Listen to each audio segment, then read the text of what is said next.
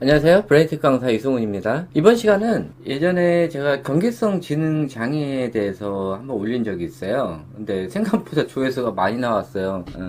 근데 조회수가 많이 나왔다고 막 몇십만에 나온 건 아니고, 제 영상이 보통 조회수가 100회, 150회 밖에 안 되는데, 이게 지금 5,000회 이상이 나왔어요. 지금 평균적으로 봤을 때, 이게 많이 나왔다는 거는 그만큼 경계성 지능 장애에 대해서 사회적으로 이슈가 되고 여러 가지 문제가 발생되고 있다는 뜻이에요. 그래서 그 이유가 뭘까 하고 생각을 해봤어요.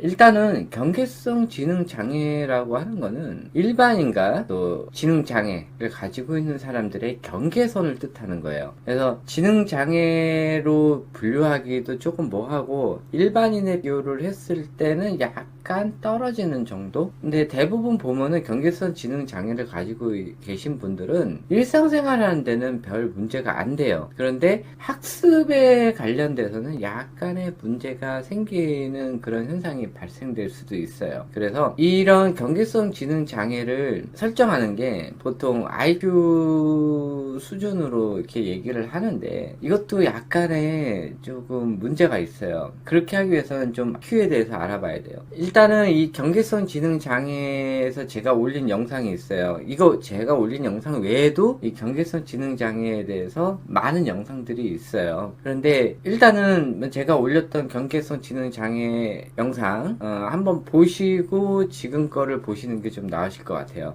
제가 후속 영상을 하려고 했는데, 그거보다는 제가 지금 하는 Q&A 영상으로 지금까지 나왔던 댓글들, 이런 거를 토대로 해서 다시 한번 답변을 드리는 영상을 만드는 게 나을 것 같아요. 당연히 영상은 좀 길 것 같아요. 그래서 일단은 들으시기 전에 좋아요 한 번만 눌러주시고 들어주시면 감사하겠어요. 구독하라는 말을 안 할게요. 구독자 많아도 어차피 안 보시면은 저한테는 좀 마이너스가 되는 것들이 있어요. 차라리 그냥 영상 보시기 전에 좋아요 한 번만 눌러주세요. 일단은 경계성 지능 장애에 대해서 설명하기 전에 IQ에 대한 거를 한번 알아볼게요. 이 지능 지수라는 거는 원래 지능은 수치로 표현할 수가 없어요. 우리가 보통 얘기하는, 특히 한국 사람들이 보통 얘기하는 지능이란 학습 지능만 얘기를 해요. 이 학습 지능이 IQ인 거예요. 이게 한국 사람들이 생각하는 지능이에요. 자, 한번 볼게요. 원래 이게 지능에 대해서 조금 아셔야 돼요. 이 뭔지, 그리고 IQ가 어떤 걸 얘기를 하는 건지 좀 아셔야 되는데, 한번 알아보도록 할게요. 지능에 대해서 한번 알아볼게요.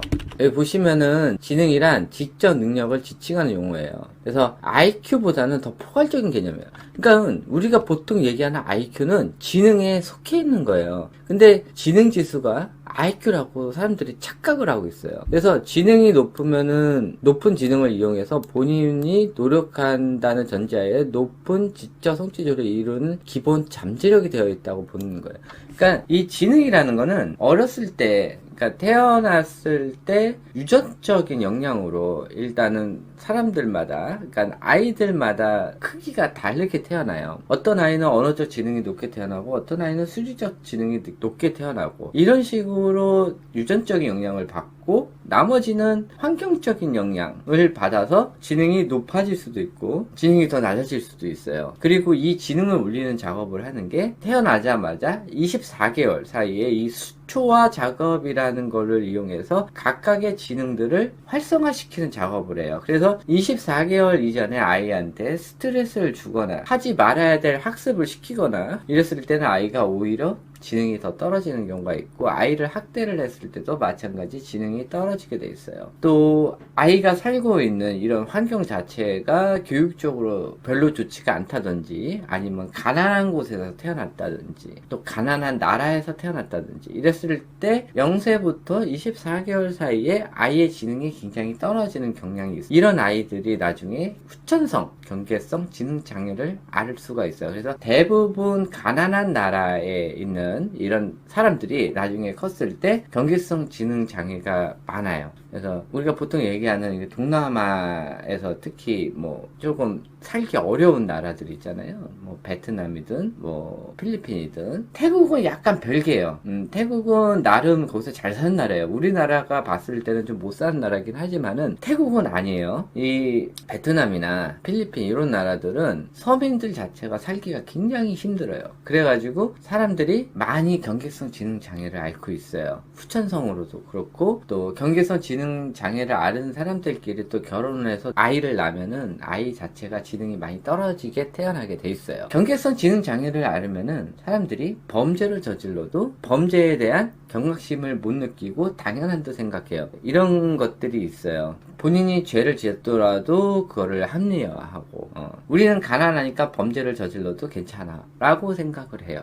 하여튼 그런 것들이 있어요. 자, 다시 돌아가서요. 이 지능하고 IQ랑은 그러니까는 지능의 범주 안에 IQ가 있는 거지 IQ랑 지능이랑은 상관관계가 동일시되지는 않아요. 그러니까 필요 충분 조건이 아니란 뜻이에요. 자, 다시 한번 볼게요. 지능에는 다중지능이 있어요. 다중지능에는 여기 보시는 바와 같이 언어지능, 논리수학지능, 공간지능, 신체운동적 지능, 음악지능, 개인내 지능, 보통 이제 자기성찰지능이라고도 해요. 자연주의적 지능, 자연친화지능이라고 해요. 대인관계지능, 이게 사회성이에요. 이런 8가지 지능들이 복합적으로 됐을 때 이거를 지능이라고 얘기를 하는 거고요. IQ란 언어지능, 논리수학지능, 공간지능, 그 다음에 나머지 것들의 약간 정도예요. 이것을 보면은 이 공간지능 외에는 요 언어지능과 논리수학지능은 좌뇌에 해당돼요. 그래서 우리가 보통 얘기하는 IQ는 좌뇌의 지능이에요. 우뇌의 지능이 아니에요. 그리고 우뇌 지능 같은 경우는 상담자가 주관적으로 볼 수밖에 없어요. 그래서 이 주관적으로 본 데이터와 문항에서 아이가 체크한 또는 사람들이 체크한 이 문항을 합쳐져서 전체적인 지능이 나오게 되는 거예요.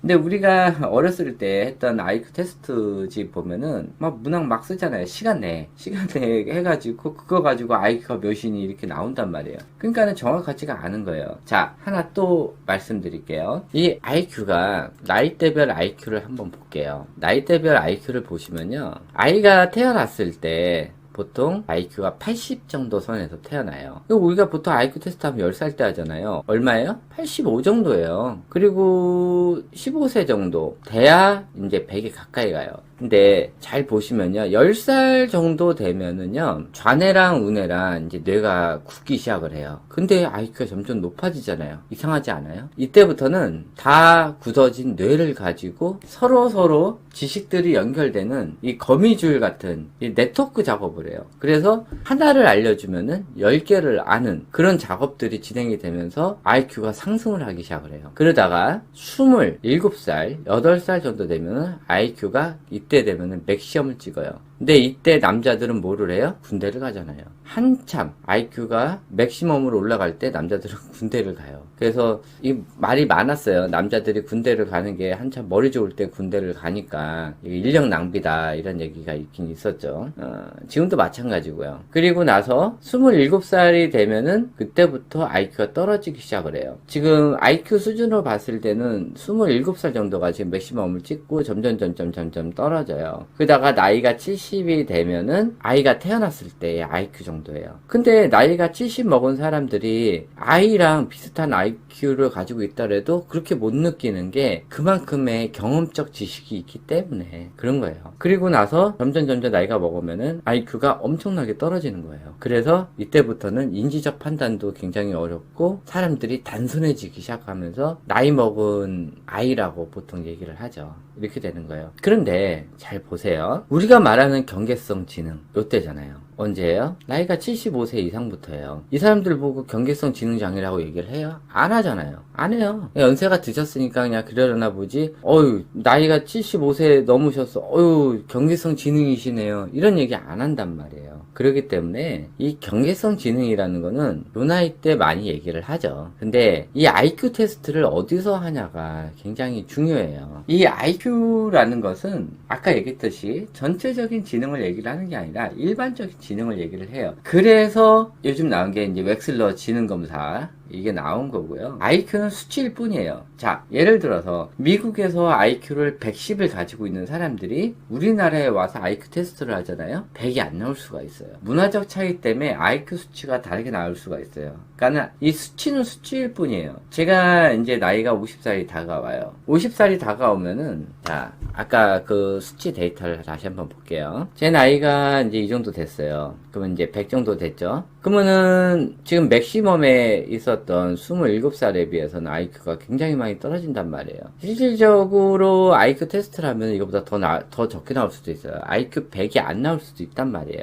근데 저 같은 경우는 여러 가지 좀 문제점이 많아요. 암기도 안 되고, 그러니까 암기 안 되는 게 단순 암기가 안 돼요. 그리고 숫자도 굉장히 약하고, 그렇기 때문에 지금 말하는 IQ 테스트를 하면은 실질적으로 90도 안 나올 가능성이 굉장히 많아요. 뭐 80 정도까지 나올 수도 있는 거고. 그렇기 때문에 이 IQ 테스트라는 것 자체를 너무 신뢰를 하면 안 돼요. 제가 만약에 지금 IQ 테스트를 해서 뭐 85 정도 나왔다, 그러니까는 전체적인 지능이 아니라 IQ 테스트를 얘기를 하는 거예요. IQ 테스트에서 제가 85에서 90 정도 나왔다, 그래서 제가 이런 강의를 한다, 그럼 여러분은 신뢰를 하겠어요? 그렇잖아요. 그러니까 IQ라는 거는 그냥 수치적인 거라 너무 신뢰는 하지 마세요. 그리고 나는 IQ가 80이야, 그래서 나는 경계성 지능이야, 이렇게 굳이 본인을 자학할 필요는 없는 거예요. IQ가 80하고 경계성 지능이라는 거는 그냥 수치적으로 대입만 해놓은 거예요. 그래서 사람은요, 뭔가 부족하면은 다른 게 메꿔져요. 팔이 없어요. 팔이 한쪽이 없으면 다른 팔로 더 많이 할 수 있는 거고, 장님이 됐으면은 귀가 더 예민해지는 거예요. 주위에 이런 반응에 있는 오감들이 더 예민해진단 말이에요. 뭔가 부족하면은 그거를 노력하고자 할 때 다른 기능이 더 활성화가 돼요. 저는 단순 암기력이 거의 0이에요. 그래서 경험 암기력을 더 늘렸어요. 일본어를 10년을 했는데 아직도 시라가나 50 음도를 못 외워요. 근데 대화는 돼요. 그러니까 이런 단순 암기가 안 되면은 다른 방법이 있는 거예요. 못하는 게 아니에요. 그러니까 일반 자뇌형 사람들이 생각하기에는 ABCD, 그러니까 알파벳 이걸 모르면은 어떻게 외국어를 하냐, 이렇게 얘기를 할 수가 있잖아요. 근데 우뇌형 사람들은 알아요. 알파벳 이런 거 다 필요 없어. 회화하는데 알파벳이 왜 필요해? 대화만 하면 되잖아. 그런 거예요. 그러니까 각각의 사람들마다 생각 차이가 있는 거예요. 경계성 지능이라고 본인이 생각해서 본인을 장악을 하면은 발전 가능성이 없어져요. 그리고 또 주변에서 너는 경계성 지능이야, 그러니까 너는 안 돼, 이런 얘기를 하면은 그 아이가 생각을 할 때 나는 발전 가능성이 없어, 경계성이야, 그래서 난 힘들어, 이렇게 생각할 수도 있어요. 근데 오해가 있을 수가 있어요. 자, 한 번 더 예를 들어 드릴게요. 둘 다 IQ가 100이에요. 그런데 한 사람은 공부를 굉장히 잘해. 근데 사회성이 굉장히 많이 떨어져요. 한 사람은 공부는 좀 잘 못해. 사회성이 굉장히 좋아요. 근데 둘 다 IQ가 100이에요. 어린 시절을 생각하면은 부모나 주위 사람들을 보면은 공부 잘하는 애가 더 똑똑하다고 생각을 하지. 근데 둘 다 IQ는 똑같아요. 근데 성인이 됐을 때는 한 아이는 공부는 굉장히 잘하는데 사회성이 굉장히 떨어져가지고 사회 적응을 못해. 그러면 뭐라 그래요? 야, 너는 공부도 잘하는 놈이 뭘 이렇게 밖에 나가면 적응도 못하고 회사 생활도 제대로 못하냐? 라고 얘기를 할 거 아니에요. 아니, 어렸을 때는 그렇게 칭찬을 해놓더만 나중에 성인 돼서는 그렇게 막 뭐라고 막 하는 거예요. 근데 한 사람은 어렸을 때 공부는 잘 못했지만은 밖에 나가서 사회성이 너무 좋아가지고 사람들하고 인간관계가 굉장히 좋아서 막 신뢰를 받고 사업 같은 것도 굉장히 잘한단 말이야. 그러면은 성인이 됐을 때는 똑같은 IQ를 가지고 있는 사람이지만은 또 사회성 좋고 돈을 많이 벌어오는 이 사람을 더 호감을 갖고 더 똑똑하다고 생각을 할 거 아니에요. 그러니까는 나이대마다 생각의 차이예요. 그래서 어렸을 때 공부를 못한다고 이 사람이 경계성인 건 아니에요. 공부를 못한다고? 공부를 못해도 다른 걸 잘할 수도 있잖아요. 그 우리나라 사람들은 이 공부라는 거에, 그러니까 학습 공부라는 거에 너무 기준을 세워서 사람들을 생각을 해요. 아이가 수학을 못해요, 국어를 못해요, 얘 경계성 아닌가요? 이렇게 오해를 하는 거예요. 국어 수학 못할 수도 있는 거지. 국어 수학 못한다고? 근데 이 국어 수학 못하는 거는 우리나라 학습의 국어 수학을 못한다는 거지, 이게 외국에서는 또 다른 거거든요. 우리나라는 너무 자네가 그 치우쳐진 교육을 하고 있어요. 그래서 운해형 아이들은 보면은 다 경계성 지능장애야. 우리나라 교육이 그런 거예요. 그러니까 우리나라 교육이 안 맞으면 다 경계성 지능장애고 지능 저하고 아이가 문제가 있고 이런 거 자체가 말이 안 된단 말이에요. 우리나라 교육에 문제가 있기 때문에 아이가 못 쫓아가는 것 뿐이지 아이가 경계성 지능이 아니에요. 초등학교 4학년 5학년 됐는데 아이가 수학, 영어, 국어를 너무 못해요. 얘 아이 문제가 있는 거 아닌가요? 이 아이 경계성이 있는 거 아닌가요? 이렇게 얘기를 하는데 그건 아니에요. 아이가 운해 타입이기 때문에 우리나라 학습에 대한 습득력이 낮은 것 뿐이에요. 우리나라는 너무 좌뇌 편향된 이런 교육을 하기 때문에 주입식 암기식 교육이 아직까지 남아있기 때문에 단순 암기가 떨어지면 우리나라 교육을 할 수가 없어요. 그런데 다른 아이랑 비교하고 이러니까는 아이들이 점점 주눅이 들면서 자존감이 떨어지면서 나는 멍청한가 보다. 아이 자신이 그렇게 생각을 하게 되는 거예요. 그러니까는 이 아이마다 잘하는 게 있으니까 그걸 더 극대화시켜주면 아이 자존감이 높아지면서 전체적으로 지능이 향상이 돼요. 그래서 어렸을 때 이런 지능 검사를 해서 낮게 나오잖아요. 그러면은 아이가 잘하는 걸 찾으세요. 그래서 그거를 잘해주면 되는데 이런 경계성 지능을 가지고 있는 사람들이 진짜 경계성 지능을 가지고 있다면은 대부분 ADHD나 ADD 형상이 같이 일어나요. 그래서 그런 사람들은 문제가 있으니까 약물 치료를 받아야 돼요. 근데 그거 아니고 그냥 공부만 못한다? 이거는 경계성 지능이 아니라 전체적인 지능에서 학습 지능이 약간 떨어지는 것 뿐이지 전체적으로 문제가 없어요. 근데 이런 사람들한테 계속 너는 경계성인 것 같다 막 이런 식으로 계속 주입을 시켜주면은 그 사람이 세뇌를 당해서 나는 경계성이다 라고 생각을 해요. 그래서 말 자체를 잘 하셔야 돼요. 또 그런 인식을 안 갖게끔 해줘야 되고 아이가 진짜 문제가 있다 하면은 이제 병원 치료를 받아야 되겠지만 또 ADHD의 약물 치료 이런 걸 받아야 되지만은 그게 아니면은 그런 인식을 안 심어주는 게 아이가 성인이 될 때까지 발전 가능성이 있는 거예요. 그러니까 주변 사람들이 조금 노력을 해줘야 되고 아이의 자존심을 깎는 이런 말들을 안 해주시는 게 아이가 이런 경계성에서 조금 벗어나는데 굉장히 많이 도움되고 이런 경계성이 생기는 것들은 주변 환경, 그러니까는 가정 환경이 굉장히 중요해요. 그래서 가정 환경과 또 아이가 맞지 않는 무리한 학습을 시켰을 때 경계성이 생길 가능성이 있어요. 자, 여기서 하나 알아둬야 될 게 경계성은 대부분 선천적이에요. 후천적 영향으로 생기는 것들이 있는데 이거는 거의 다 부모에 의해 생겨요. 아이가 맞지 않는데 너무 강압적으로 공부를 시킨다든지, 그러니까 제가 말한 건 유아시기를 얘기를 하는 거예요. 유아시기 때 아이한테 맞지 않는 조기 교육을 너무 시킨다든지, 특히 운해형 아이들한테 했을 때 ADHD나 또 이런 경계성이 생길 수가 있어요. 또 유아시기 너무 많은 학대를 했을 때 이 아이가 학대 스트레스로 지능이 떨어질 수가 있어요. 특히 남자 아이들한테 학대 스트레스나 공부 스트레스를 주면은 아이의 지능이 떨어져요. 그래서 유아 시기에 제가 조기 교육을 하지 말라는 것, 특히 남자 아이들한테 하지 말아야 되는 게 이런 학대 스트레스를 주면은 지능이 떨어진과 동시에 X 염색체가 파괴가 돼요. X 염색체는 수많은 지능 유전자가 들어가 있는데 이게 어린 시기, 유아 시기 때 파괴가 돼요. X 염색체는 한번 파괴가 되면은 다시는 복구가 되지를 않아요. 이 X 염색체에 지능과 함께 같이 들어있는 게 또 여러 가지 면역 체계에 관련된 것들이 들어있어요. 이런 것들이 다 무너져 버려요. 그래서 유아 시기 때 다 무너뜨리고 아이가 학교를 가면 제대로 공부를 하겠냐고 못해요. 그래서 학습 지연이 오게 되고 그거 더 심하면 학습 장애까지 오게 되는 거예요. 그렇게 되는 거니까 아이한테 너무 공부 학구열을 부추기면은 오히려 그게 학교를 갔을 때 역효과가 나는 거예요.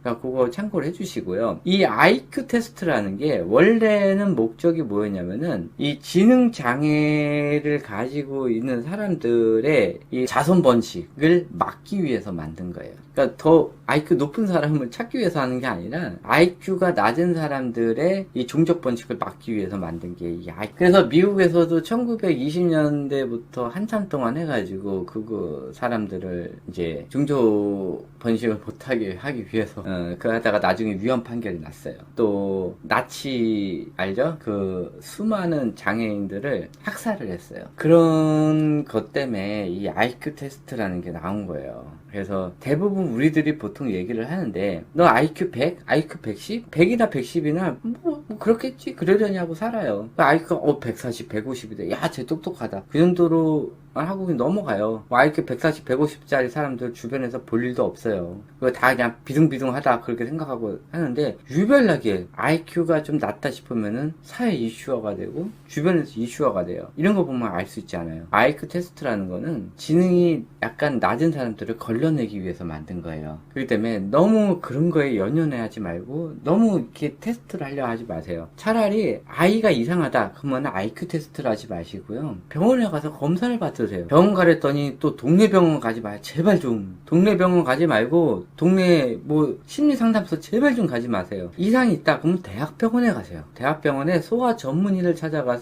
정상적인 상담을 하지, 이런 동네 병원에서는 상담하지 마세요. 뭐 아이가 그냥 약간 이상이 있다 이런 것들은 이제 동네에서 해도 되는데, 약간 큰 현상이 보인다고 겁이 나가지고 병원에서 또 이상한 소리 할까봐 또 겁이 나잖아. 그래서 안 가는데, 그러지 마시고 병원에 가세요. 그래서 검사를 받으세요. 여기서 이제 기본적인 경계성에 대해서 알아봤어요. 근데 이 경계성에 대해서 너무 이렇게 깊이 생각하지 마시고요. 일단은 이 댓글들이 좀 많이 있었어요. 근데 댓글들 다시고 또 이렇게 삭제하신 분들이 좀 많더라고요. 그래서 댓글들이 많이 좀 사라졌어요. 그래서 지금 있는 댓글에서 좀 이제 댓글 리뷰를 해드리도록 할게요. 자, 보시면요. 최근 거부터요. 경계성 장애도 운전을 할 수 있을까요? 면허는 쉽게 따지만 집중력 문제와 겁이 많고 본인 자신도 자신감이 없는 것 같습니다. 라고 얘기를 했어요. 이 경계성 장애도 운전을 할 수 있어요. 대학교도 가요. 다 해요. 그런데 경계성 지능 장애를 가지고 있으신 분들이 대부분 ADHD나 ADD 현상이 일어날 수가 있어요. 그런데 이제 제가 이제 다크를 단 게, 이 경계성은 나이를 먹으면서 지능이 올라가요. 아까 얘기했잖아요. 아까 여기서 점점 올라가잖아요. 그렇기 때문에 점점 낮아지는 거예요. 근데 이제 주변에서 어떻게 하냐, 본인의 노력에 의해서 경계성 있더라도 나이가 먹으면서 최고 100까지 올라갈 수가 있어요. 그렇기 때문에 열심히 노력을 하고 본인 스스로 개선해야 되겠다는 이런 마음이 있으면은 가능하단 말이에요. 그런데 만약에 본인이 ADHD 증세가 있다 하면은 운전을 안 하는 걸 추천드려요. 왜냐면은 ADHD나 ADD 이따가 설명을 할 건데, 하여튼 ADHD가 있으면은 이제 과잉행동 반응 이런 것들이 있어요. 그리고 열받으면 못 참는 이런 것들이 있기 때문에 운전하다가 또 열받으면은 무슨 행동을 할지 몰라요. 그렇기 때문에 뭐 동네에서 뭐 조금 돌아다니는 건 상관없는데 장거리 운전이나 이런 것들은 조금 피해 주시면 좋으실 것 같아요. 자, ADD는 무엇입니까? 라고 또 똑같이 질문을 해드렸어요. 자, 볼까요? ADD는요, 주의력 결핍증이에요. ADHD는요, 주의력 결핍 플러스 과잉행동장애예요. 제가 그래서 과잉행동장애가 있기 때문에 아까 운전을 하면은 조금 위험하다라는 말씀을 드리는 거예요. 그래서 두 개의 차이는 과잉행동이 있냐 없냐인데, 이 과잉행동에 관련돼서는 약물로 치료가 가능해요. 또 주의력 결핍도 여러 가지 뇌파 이런 거나 또 치료 이런 걸로 해가지고 많이 나아질 수도 있어요. 하여튼 이런 식으로 약물 치료를 해서 이것들이 지속적으로 하다 보면은 나아지는 경우도 있다 그러니까는, ADD나 ADHD가 있으면은 꼭 병원 가서 약물 처방을 받고 해주시면은 많이 나아질 수도 있어요. 자, 중학교 때 IQ가 80이 나왔는데 경계성 지능인가요? 라고 얘기를 했는데, 솔직히 중학교 때 IQ 80이면은 약간 문제가 있는 거죠. 근데 제가 아까 말씀드렸잖아요. IQ 테스트랑 지능 테스트랑 달라요. 웩슬러 지능 테스트랑 일반 IQ 테스트랑은 다른 거예요. 일반 IQ 테스트로 여러 가지 문제가 발생돼서 요즘 나온 게 웩슬러 지능 검사가 나왔는데, IQ가 80이 나왔다면은 한 번만 하시면 안 돼요. 여러 번 해야 돼요. 그래서 2차, 3차까지 테스트를 하시고요. 2차, 3차 테스트까지 했는데도 이게 좀 많이 낮게 나왔다 하면은 그때는 조금 의심해야 돼요. 근데 중학교 때 갑자기 IQ 80이 나올 수는 없거든요. 그러면은 중학교 이전에 이미 무슨 초기 증상이 있었을 거예요. 이게 IQ가 가면 갈수록 떨어지지는 않거든. 그러니까는 요거는 아니에요. 그리고 이 IQ 테스트를 어떤 테스트를 했는지 모르겠지만은 이제 뭐 말했다시피 운해형 사람들이 우리나라에서 이런 IQ를 했을 때는 지능이 많이 떨어져서 나올 가능성이 굉장히 많아요. 그래서 그거 참고해 주셔서 해주시면 되고, 중학교 때 IQ 80이라는 소리는 이거는 초등학교나 유아 때는 IQ 거의 막 60대라는 소리거든. 이거는 문제가 있는 거예요. 근데 중학교 학교 전에 별 문제가 안 됐다고 그러면은 아마 요 테스트가 잘못 나올 가능성이 있는 거예요. 자, 경계성 지능장애는 선천적인 경우가 많나요? 했는데 예, 맞아요. 대부분 선천적이고 경계성 지능장애 외에도 일반 지능장애도 거의 다 선천적이에요. 후천적인 문제 같은 경우는 부모에 의해 많이 생겨요. 대부분 선천적인데 가정환경이나 또 후진국 또는 교육열, 학대 등에 의해 후천적으로 지능이 많이 떨어져요. 특히 조기교육으로 아이들의 스트레스 장애가 생기는데 보통 교육을 못 받아서 생기는 질환이에요. 그런데 특히 우리나라만 조기교육으로 경계성 지능장애가 생겨요. 이게 잘 사는 나라들이 많이 안 생기는데 이 교육열이 강한, 그냥 쓸데없이 교육열이 강해요, 우리나라들이. 그래서 조기교육으로 인해 만들어지지도 않을 이런 경계성 지능장애가 생기는 경우가 있어요. 그래서 저도 경계성이긴 한데 20대에 돼서야 언어 치료를 받아서 행동도 빨라지고 다시 수학 공부 중인데 어렸을 때 너무 힘들어서 표현 언어가 안 돼서요. 했는데 이 언어 치료 같은 경우는 이 언어는 유일하게 지능 중에서 평생 성장을 하는 게 언어 지능이에요. 그래서 20대 사람들은 뭐 말은 잘하는 것 같이 느끼지만은 실질적으로 이렇게 말을 좀 잘 구슬리면서 얘기하는 거는 연륜이 있어야 돼요. 그래서 언어 지능은 계속 증가를 하기 때문에 언어 치료는 계속 받으시면은 많이 나아질 수가 있어요. 자, 요거 염색체에 대해서 제가 또 한 번 한 적이 있어요. 근데 요 염색체 관련돼서는 제가 요 다음번 강의에 한번 싹 해드리도록 할게요. 염색체에 관련돼서는 제가 또 많이 영상들을 올렸는데, 염색체 관련돼서는 제가 요 다음번 강의에 해드리도록 할게요. 자, 초등학교 5학년인데 경계선이 74래요. 마찬가지 이게 웩슬러 지능검사에서 했나 한번 볼게요. 자, 내용 한번 읽어볼게요. 예전에는 우리나라 아이들한테 생기는 병이 ADHD 정도밖에 없었어요. 근데 요즘 이렇게 경계성 지능이 많이 생겨요. 자, 원인이 뭐냐면은 이게 흔한 그게 아니에요. 옛날에는 거의 없었어요. 요즘 들어서 갑자기 이게 후진국에서 생기는 병인데 갑자기 생기기 시작을 한 거예요. 그래서 이 후진국에서 많이 발생하는데 이 교육이 낙후돼서 또 문화생활도 또 낙후돼서 사람들이 배우지를 못해서 생기는 병이에요. 이게. 근데 우리나라는 유아시기 특히 우뇌형 아이들한테 강제적인 조기교육을 시켰기 때문에 이 조기교육이라는 한글 숫자 또 이게 강제로 시키면 시킨 대로 하는 행위들 이런 것들이에요. 그래서 이걸로 인해 가지고 아이들이 스트레스를 받아서 지능이 떨어져요. 그래서 ADHD 등 또 지능 저하 이것들이 계속 유지되면서 또 계속 지능이 떨어지다 보면은 그게 나중에 경계성 지능 장애가 돼요. 그래서 조기 교육을 많이 시키게 되면은 한 5살, 6살 정도에 후천적으로 또 경계성 지능 장애가 생기기도 해요. 자, 거리에 친구들을 만나는 활동을 하고 있습니다. IMF 이후부터 길거리에 쏟아져 나왔던 아이들, 본인의 문제를 해결하지 못하고 급하게 부모가 된 세대의 자녀들이 그 길 위에 있다고 경계성 지능 장애가 많다고 보고 있습니다. 자기 돌봄도 어려운 부모, 냉혹한 사회에 범죄 먹잇감으로 떠돌다가 범죄자가 되는 과정이 이미 사회 시스템으로 구조되어 있다고 봅니다. 이대로라면 소시오패스, 사이코패스 등장은 필연이 아닌가 싶습니다. 라고 했는데, 그럴 수도 있죠. IMF 때 이제 가정 환경이 어렵기 때문에 그만큼 부모들이 스트레스를 받고 또 이렇기 때문에 아이들을 많이 못 봐주고 그러다 보니까는 그런 아이들이 다시 또 성인이 돼서 아이를 낳았을 때 또 제대로 아이들한테 못했고 자기 이런 상황을 겪지 않게 하기 위해서 또 아이들을 또 열심히 공부를 가르치다 보니까는 그게 또 역효과가 나온 이런 걸 수도 있어요. 그런데 약간 다른 점은 있어요. 사이코패스는 선천적이에요. 후천적으로 생기지는 않아요.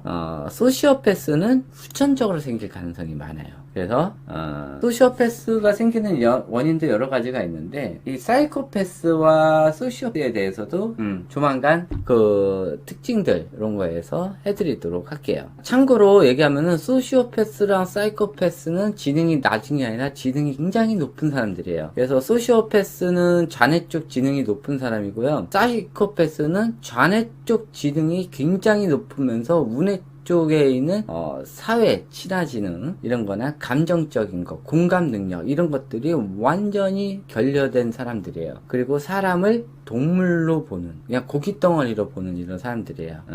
사람은 사람으로 안 보는 거지. 이런 사람들을 사이코패스라고 그래요. 굉장히 지능이 높아요. 자, 그리고 또 보시면은 또 뭐가 있을까요? 자, 선생님 안녕하세요. 아이가 초등학교 6학년인데 경계선이네요. 오늘 중학교에서 배정 원서를 가지고 왔는데 어쨌든 중학교에 입학해야 되니 이 시간에 심란해서 잠도 못 자고 있네요. 지금쯤이면 들어갔겠네. 3개월 전이니까. 그래서 월등히 높아질 학습 수준에 적응해야 하니 겪기도 전부터 걱정스럽고 안쓰럽습니다. 중학교 입학을 앞둔 딸 어떤 부분에 중점적으로 양육하면 도움을 줘야 될까요? 그래서 지금 ADHD 증상이 같이 있냐고 제가 여쭤봤어요. 그랬더니 현재 발달센터를 다니고 있는데 혹시 조용한 ADHD인지 의심이 되는 면에서 담당 선생님과 원장님 여쭤보니 ADHD 소견은 없다고 말씀하시네요. 착석 잘 되고 집중하는 태도는 높고 다만 인지 능력이나 지각 능력, 사고 해결 능력 등 전반적인 나이에 비해 낮기 때문에 학습이나 또래 관계에 많은 어려움을 겪고 있는 상황이에요 라고 했는데 이런 거 같은 경우는 조금 이제 아이가 있기 때문에 지금 댓글로 할 수가 없어가지고 이제 따로 좀 해달라고는 했었어요.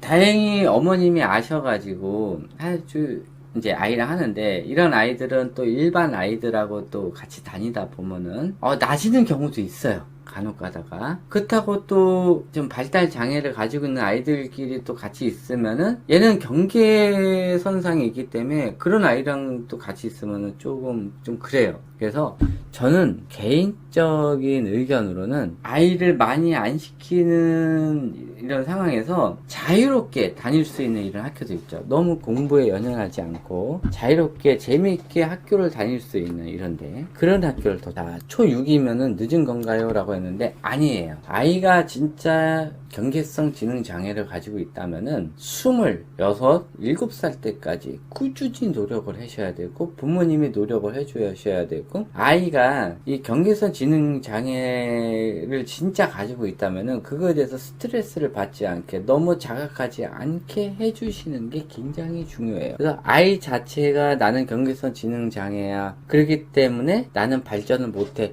이런 의식을 심어주지 마시고 그런 거에 대해서는 아이한테 많이 얘기를 안 해주시는 게 좋아요. 그러면서 조금 아이한테 자존감을 많이 올려주면서 어머님과의 이런 관계 개선을 잘 해주셔야 돼요. 그러니까 아버님과의 관계도 중요하지만은 어머님과의 애착 관계 형성을 더 늘려줘야 더 좋아요. 그래서 또 연속으로 또 질문을 해주셨네요. 초6인데 학습이 많이 떨어져요. 어떻게 해야 사고력, 언어력, 이해력 발달에 도움이 될까요? 라고 했는데 이 학습이면은 이제 또 학교 학습을 얘기하겠죠. 사고력, 언어력, 이해력 발달에 도움이 될까요? 라고 했는데 일단은 요런 아이들 같은 경우는 아이가 좌뇌형인지 우뇌형인지 아는 게 더 중요해요. 그래서 아이가 우뇌형일 때 그래서 못하는 경우도 있어요. 우리나라 학습이. 근데 이거를 경계성 이라고 오해를 하는 경향도 있을 수가 있어요. 그리고 아이가 우뇌형인데도 이제 또 그거에 비례해서 너무 유아시기 때 강제적으로 너무 많은 학습을 시켜가지고 아이가 거기에 대한 스트레스로 못하는 경향도 있기 때문에 그럴 수도 있으니까는 그거는 따로 좀 참고를 해주셔서 해야 돼요. 그래서 그냥 이렇게만 이제 해주시면은 제가 어떻게 답변을 못해요. 그래서 아이에 대한 전반적인 것들 또는 그 유아 때는 어떻게 했는지 이런 것들을 제가 다 들어야 알 수가 있는 내용이라 어쩔 수 없이 또 이제 카톡으로 따로 문의를 달라고 했었어요. 자, 경계선 진행입니다. 6세, 8세 두 번 풀배해서 68에서 75 이렇게 나왔는데 ADD도 있어 85까지 성장시킬 수 있다 이렇게 나왔어요. 최근 학년기 언어를 했는데 또래보다 6개월 늦은 언어 수준으로 턱걸이로 85점수가 나왔대요. 1월부터 복용 중인 메디를 계속 먹여야 하는지 혼란스럽습니다. 추석 연휴 기간 동안 약을 안 먹였는데 별 차이 없고 부작용, 수면 문제만 확실히 알겠어서 의사와 상담하니 경계성 아이는 메디가 카페인 정도의 기능이라고 생각하면 됩니다. 그러니까는 약간의 이렇게 촉매제라고 생각하시면 돼요. 그래서 단약을 해야 되는 건지 먹어야 되는 건지 혼동이 옵니다. 어째야 될까요? 인지 언어 특수 IM 홈스쿨링을 꾸준히 해서 지능은 올라온 건 확실한데 약이 경계선을 극복하는데 좋은 보조제가 되는 게 맞는 건지, 충동성이 작은 경계선 지능으로 인한 AD인데 아이가 1년 동안 성장하면서 전두엽 조절이 성장한 거 약 때문인가 하는 생각에 고민이 쌓여갑니다. 약 먹으면은 각성 때문에 잠들려고 하는 시간이 힘들 거라고 받아들여 안 자려고 한다니까요. 고작 10ml 먹는데 라고 했는데 약 이름이 메디키넷이래요. 자, 메디키넷이 한번 뭔지 볼게요. 이 메디키넷이 딱 보면 이제 성인 ADHD 이제 치료하는 거예요. 자, 성인 ADHD 치료 자극제 중에 하나예요. 이게 무슨 역할을 하냐? 주의력 결핍과 과잉 행동 장애. 그러니까는 보통 ADHD 가지고 있을 때 요거 이제 메디키넷을 주면은 약간 낮아요. 근데 실질적으로 이거를 드셔본 사람들이 먹었을 때는 조금 집중력이 높아진다고 얘기를 하더라고요. 그래서 그 집중력이 높아질 그 시기에 본인이 하고 싶은 거 이런 훈련을 한다고 말씀을 하시더라고요. 근데 약효가 떨어지면은 다시 돌아오기는 하는데 그래서 복용을 계속 하기는 한다고 말씀을 하시더라고요. 근데 이제 부작용은 뭐 이제 이런 것들이 있어요. 심장이 두근두근 거리고 잠이 안 오는 것 수도 있어요. 밥맛도 떨어지고 또 불면증 올 수가 많은 거. 그다음에 또 심장질환이나 경련 뭐 이런 것들. 그래서 의사랑 상담하고 의사가 먹으라 그러면 먹으면 되고, 성인 ADHD가 허가된 자극제가 두 가지 약제 중에 한 가지입니다. 하루에 한두 번 오후 시간에 집중한 일이 많으신 분은 복용 시간을 조절할 수 있는 장점이 있습니다. 집중 문제가 많다면 한 번쯤 평가 및 치료를 고민해 보세요 라고 했는데, 이거를 오용을 해요. 요즘 고등학생들 이거를 강제로 먹이는 거예요. 그래서 공부할 때 집중하게 하려고 이런 용도로 쓰더라고요. 이런 식으로 약물을 뒤로 빼돌려 가지고 이거를 먹더라고요. 그래서 이게 집중력 향상을 할 때 도움이 돼요. 그래서 집중력이 굉장히 안 좋으면은 이 약을 복용을 해 가지고 먹고 집중을 할 수가 있어요. 그런데 수도 있고요. 근데 ADHD 증상을 가지고 있는 성인 같은 경우는 일단은 사회생활을 하려고 그러면은 어떤 거에 집중할 일이 좀 있으니까 그때는 조금 복용을 해주면 좋은데, 지금 아까 질문하는 거는 이제 아이였어요. 그래서 약물 치료를 하면서 이제 복용량은 이제 조절을 하겠죠. 먹으면서 이제 아이가 약을 먹었을 때 어떤 거에 대해서 이렇게 집중하고 공부하는 방법, 또 학습하는 방법, 그때 이제 조금 가르쳐 주시는 게 좀 좋을 것 같아요. 그러면은 아이가 습관화돼서 이때는 이렇게 해야 되는구나. 이제 집중력이 떨어지면은 그래도 집중력이 있었을 때 했던 것들, 이런 것들을 몸으로 기억하게 하는 거예요. 우리 애가 20대 후반에 지능 검사를 해봤는데 경계선을 나와서 놀랐어요. 초등학교 5학년 때 검사에서 약간 지능이 높다고 나왔는데 경계성이어서 그랬는지 습득하는데 시간이 오래 걸리고 친구들과 대화가 안 됐었군요 라고 했는데, 자, 요거는 약간 보셔야 되는 거예요. 지금 자녀분이 지금 30살이라고 그랬어요. 그래서 지금 대화를 하긴 했는데, 지금 이분은 제가 생각을 했을 때 경계선은 아닌 것 같아요. 초등학교 5학년 때 검사에서 지능이 약간 높다고 나왔는데 20대 후반에 지능이 떨어졌다? 이거는 말이 안 돼요. 이게 경계선이 되려고 그러면은 이제 어렸을 때 이렇게 지능이 발달되는 시기에 서서히 올라가요. 그래서 계속 올라가지 올라갔다가 떨어지질 않아요. 그건 아니에요. 그거는 뇌에 문제가 생긴 거예요. 떨어졌다고 하면은. 근데 그러진 않고, 경계성이라는 것은 성인이 돼서 갑자기 생기지는 않아요. 어렸을 때 이미 전조 증상이 있어요. 어렸을 때부터 이제 지능이 서서히 올라가는 거예요. 다른 사람들에 비해서. 그리고 지능의 일부분이 다른 사람들보다 굉장히 천천히 발달을 하는 거예요. 그래서 상대적으로 봤을 때 굉장히 떨어져 보이는 거지. 근데 봐요. 지금 우리나라에서 경계성 지능을 가지고 있는 사람이 필리핀이나 이런 데 갔을 때 그 사람이 경계성이라고 느낄까요? 아니에요. 거기서는 오히려 굉장히 지능이 높게 보일 수가 있단 말이에요. 우리나라에서 봤을 때 상대적으로 낮아 보이는 것 뿐이에요. 그런 거예요. 그러니까 이게 비교라는 것 때문에 그런 건데, 그리고 지금 아까 질문하신 분이 지금 딱 보니까는 경계성은 아니고 제가 봤을 때는 그냥 운해형 스타일인 것 같아요. 네. 그리고 그리고 또 어머님이 조금 잔해형 스타일인 것 같아요. 그래서 잔해형 사람들이 운해형 사람들을 볼 때 조금 낮게 보는 그런 것들이 있어요. 그래서 본인 마음에 안 들면은 이제 좀 낮게 보일 수도 있고, 그런 거를 계속 스트레스를 줬기 때문에 좀 낮게 보였을 가능성도 굉장히 많아요. 그래서 5학년 때 지능이 높았는데 성인이 돼가지고 굉장히 낮아졌다? 이거는 지속적으로 부모님이 스트레스를 줬다든지, 아니면은 그 사람이, 그러니까 성인이 되신 그 분이 운해형 타입일 가능성이 굉장히 많아요. 그런 거니까. 그리고 너무 오해해 주시지 않으셨으면 좋겠어요. 그래서 우리나라 인식이 운해형 사람들을 좀 경계성으로 좀 보는 이런 것들이 있으니까 좀 참고를 해 주셨으면 좋겠어요. 그래서 제가 이런 운해형 이런 걸 강의를 하는 거예요. 그리고 경계성 아이 인지 능력 향상을 위한 훈련이나 학습 놀이 이런 거 소개해 달라고 그랬는데, 요거는 제가 요 다음번 강의에서 한번 소개를 해 드리도록 할게요. 자, 그리고 뭐 다른 거는 특별한 건 없네요. 여기까지 질문이고요. 원래 이거 말고 좀 질문들이 많았어요. 근데 이제 글 쓰시고 이제 자기 개인적인 프라이버시가 있으니까 또 삭제하신 분들이 있어요. 제 거 또 수트제어 들어가면 남아있긴 한데, 어차피 그 글 쓰신 분이 지운 거니까 그건 소개를 안 해드리도록 할게요. 지금 여기 있는 거는 어차피 공개된 내용이니까 제가 한 거고요. 그래서 이 경계성 지능 장애 같은 경우는 상대적인 거예요. 그리고 IQ 테스트 자체가 그게 정상적인 건 아니에요. 생각의 차이 때문에 그런 거고, IQ 테스트 자체가 너무 좌뇌 편향적인 이런 테스트예요. 그래서 운해형 사람들이 굉장히 떨어져서 나오는 경향도 있어요. 그리고 우리나라 학습은 또 그것도 또 좌뇌형 방식이라 운해형 사람들이 안 맞기 때문에, 그거에 대해서 또 운해형 아이들을, 또 운해형 사람들을 스트레스를 주다 보면은 거기에서 지능이 더 떨어지는 경향이 있기 때문에, 우리나라 학습이 안 맞으면은 안 하는 게 좋아요. 그걸 억지로 시키겠다고 하다가 오히려 스트레스를 받아서 공부에 좀 방해가 될 수가 있어요. 실질적으로 공부할 때. 그래서 운해형 사람들은 공부하는 법만 가르쳐 주면 되고요. 잔해형 사람들은 어쩔 수 없이 공부를 해야 되는 거고, 그래서 운해형 사람들 같은 경우는 공부 외에 잘하는 것들, 이런 것들로 이용해서 전체적인 지능 향상을 시키는 게 오히려 더 효과적이에요. 요 정도로 끝마치도록 하고요.